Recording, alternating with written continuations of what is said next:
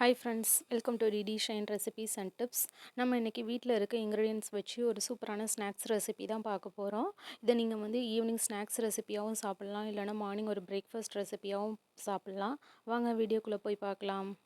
இந்த ரெசிபி பண்ணுறதுக்கு நான் இன்றைக்கி ஒரு 1/4 கப் கேரட் நல்லா துருவி எடுத்திருக்கேன். 1/4 கப் வெங்காயம் நல்லா பொடி பொடியாக கட் பண்ணி எடுத்து வச்சுருக்கேன். ஸ்வீட் கார்ன் ஒரு 1/4 கப் எடுத்திருக்கேன். கொத்தமல்லி கருவேப்பிலையை நல்லா பொடி பொடியாக இந்த மாதிரி கட் பண்ணி எடுத்துக்கோங்க.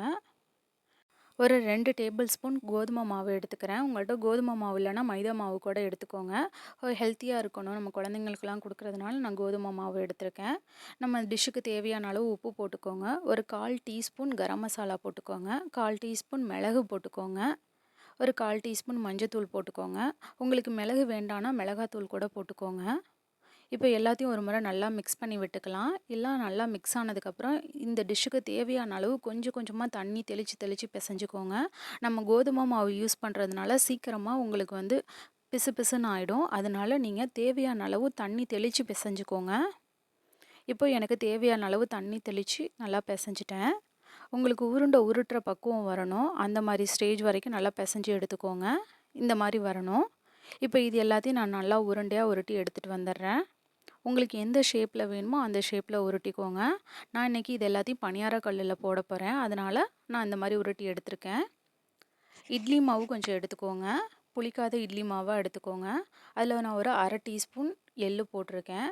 கொஞ்சமாக கொத்தமல்லி போட்டிருக்கேன். இப்போ எல்லாத்தையும் ஒரு முறை நல்லா மிக்ஸ் பண்ணி விட்டுடலாம். இப்போ நம்ம உருட்டி வச்ச பால்ஸ் எல்லாத்தையும் இதில் போட்டுட்டு நல்லா மிக்ஸ் பண்ணி விடுங்க மாவோட.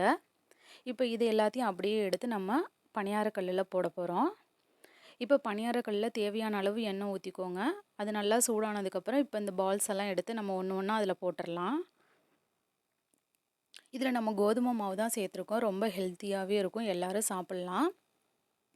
இன்றைக்கி நான் பணியாரக்கல்லில் தான் போடுறேன். நீங்கள் பணியாரக்கல்லில் வேணான்னாக்கா நீங்கள் டைரெக்டாக ஆயிலில் கூட ஃப்ரை பண்ணி எடுக்கலாம். நம்ம பணியாரக்கல்லில் யூஸ் பண்ணுறதுனால கொஞ்சமாக தான் ஆயில் யூஸ் ஆகும். அதனால் எல்லாருமே சாப்பிட்லாம். இதை வயசானவங்க கூட சாப்பிட்லாம். ஸோ நல்லா வெந்ததுக்கப்புறம் கோல்டன் ப்ரௌன் கலர் ஆனதுக்கப்புறம் நீங்கள் இந்த மாதிரி திருப்பி விட்டுக்கோங்க. இதை நீங்கள் மார்னிங் ஒரு பிரேக்ஃபாஸ்ட்டாக கொடுத்தீங்கன்னா கூட நல்ல ஒரு ஸ்டமக் ஃபில்லிங் ரெசிபியாக இருக்கும். இந்த மாதிரி எல்லாம் நல்லா கோல்டன் ப்ரௌன் கலர் ஆகிடுச்சு. எல்லாத்தையும் நான் நல்லா திருப்பி விட்டுட்டேன். இப்போது கீழே உள்ளதும் நல்லா கலர் சேஞ்ச் ஆகிடுச்சு. இப்போ இந்த ஸ்டேஜில் நம்ம எல்லாத்தையும் வெளியில் எடுத்துடலாம். இப்போ இது எல்லாத்தையும் தனியாக ஒரு பிளேட்டுக்கு நான் சேஞ்ச் பண்ணிடுறேன். அவ்வளோதான், ஒரு சூப்பரான ஸ்நாக்ஸ் ரெசிபி ரெடி ஆகிடுச்சு. ரொம்ப ஹெல்த்தியாகவும் இருக்கும். இதை எல்லாருமே விரும்பி சாப்பிடுவாங்க. நீங்களும் ட்ரை பண்ணி பாருங்கள். ட்ரை பண்ணி பார்த்துட்டு உங்களோட கமெண்ட்ஸை சொல்லுங்கள். நாளைக்கு திரும்பவும் உங்களை புது ரெசிபியோடு உங்களை மீட் பண்ணுற ஃப்ரெண்ட்ஸ். பாய். தேங்க்ஸ் ஃபார் வாட்சிங். DD shine recipes and tips சேனலை லைக் பண்ணுங்கள், ஷேர் பண்ணுங்கள், சப்ஸ்கிரைப் பண்ணுங்கள்.